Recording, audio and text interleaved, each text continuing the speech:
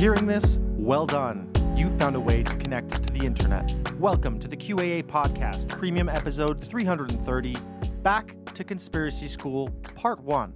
As always, we are your hosts, Julian Fields, Annie Kelly, and Travis View. Welcome, sweet and gentle listener. It's Annie Kelly, your UK correspondent and England's first and only national baby speaking. National baby! Thank you, I missed that jingle. And it's actually in both of these professional capacities that I'm talking to you now, because our episode today is going to be about the British education system, its effects on the malleable minds of British youth, and the intriguing appearance of so-called awakened home education centres on the scene. I like this because it makes it sound like UK youth have a extra malleable mind. Like, in other countries, they're set, but in the UK, they're soft-brained. Yeah, it is true.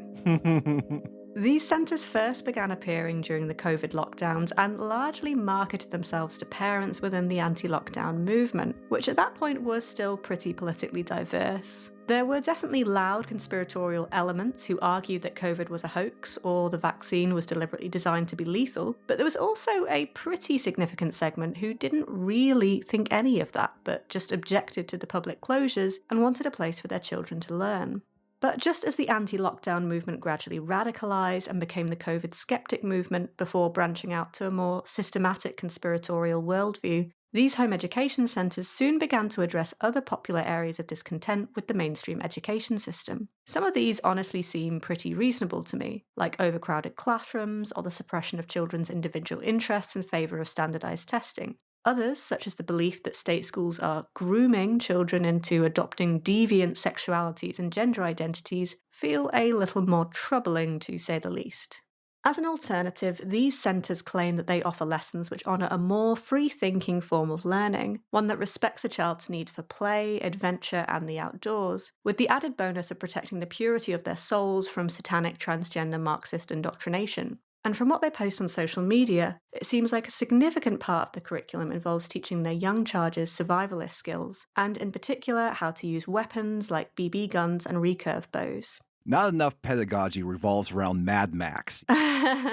Okay, this is how to finish a can of Stella you found in a back alley. This is how to stab a rat with a government-approved knife. Oh, they're very angry about government-approved knives. We'll get to that later.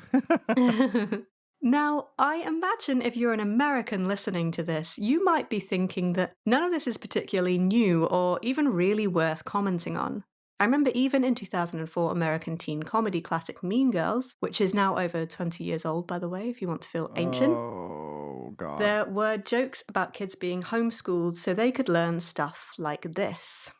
And on the third day, God created the Remington bolt-action rifle so that man could fight the dinosaurs and the homosexuals. Amen. Ah, yes. That gag relies on the long-running and robust tradition of homeschooling on the US religious right, and the fact that for many Americans, the gun-toting survivalist homeschooler with regressive views on LGBT is hardly a new concept. But it's important to stress that the educational landscape over here has always been very different. Homeschooling, or as it's called here, elective home education, was largely the preserve of a tiny minority of families here until very recently. In 2015, for example, there were only 37,000 home-educated children in England, basically less than a fraction of a percent. There's a few reasons for this historical difference between our two countries. Some are cultural, such as the religious right being much less of a demographic presence here compared to the US. Some are geographical. We're a smaller country and our rural areas tend to be a lot less isolated, so a school is usually never very far away. Yeah, isn't the mayor of all small areas like that Andrew Tate? Wait, what? He teaches the kids there.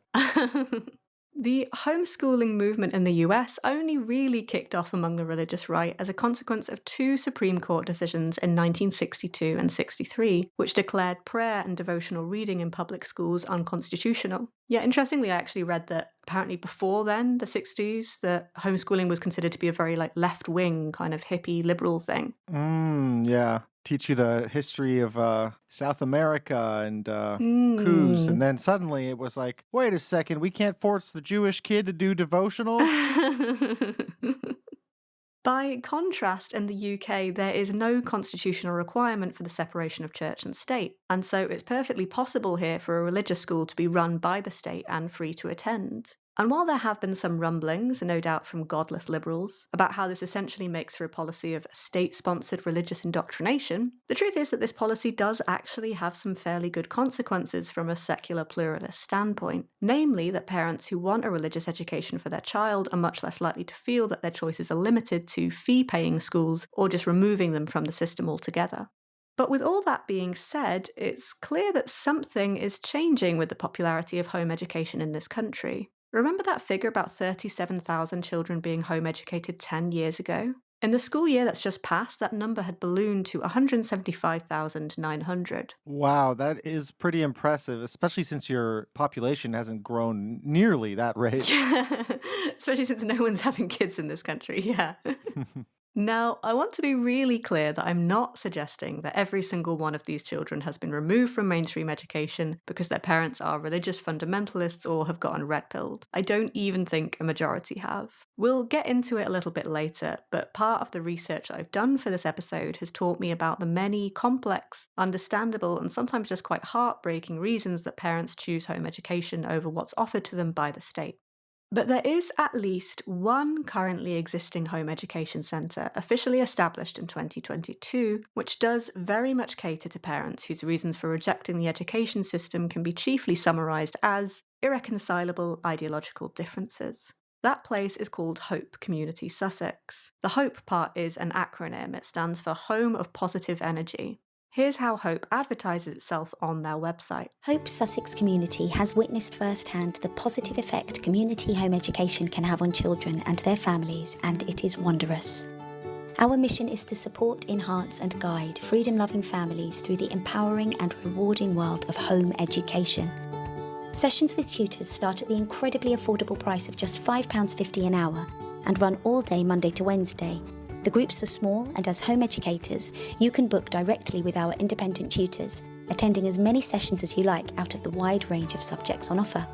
As we now begin the 4th year of our journey, our legacy is already taking shape, with children that have previously attended Hope now flourishing at college as critically thinking, compassionate, creative, confident and resilient young adults. At Hope, we are incredibly proud of what we have achieved and extremely excited to be creating the reality we want. A life and world full of love, truth, integrity, and freedom.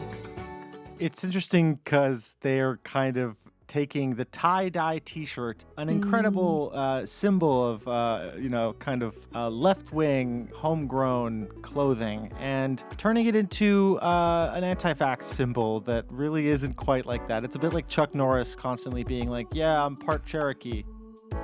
You've been listening to a sample of a premium episode of the QAA podcast. For access to the full episode, as well as all past premium episodes and all of our podcast miniseries, go to patreon.com/QAA. Travis, why is that such a good deal? Well, Jake, you get hundreds of additional episodes of the QAA podcast for just $5 per month. For that very low price, you get access to over 200 premium episodes, plus all of our miniseries. That includes 10 episodes of Man Clan with Julian and Annie, 10 episodes of Perverts with Julian and Liv, 10 episodes of The Spectral Voyager with Jake and Brad, plus 20 episodes of Trickle Down with me, Travis View. It's a bounty of content and the best deal in podcasting. Travis, for once, I agree with you. And I also agree that people could subscribe by going to patreon.com/QAA. Well, that's not an opinion, it's a fact. You're so right, Jake. We love and appreciate all of our listeners. Yes, we do. And Travis is actually crying right now, I think, out of gratitude, maybe? That's not true. The part about me crying,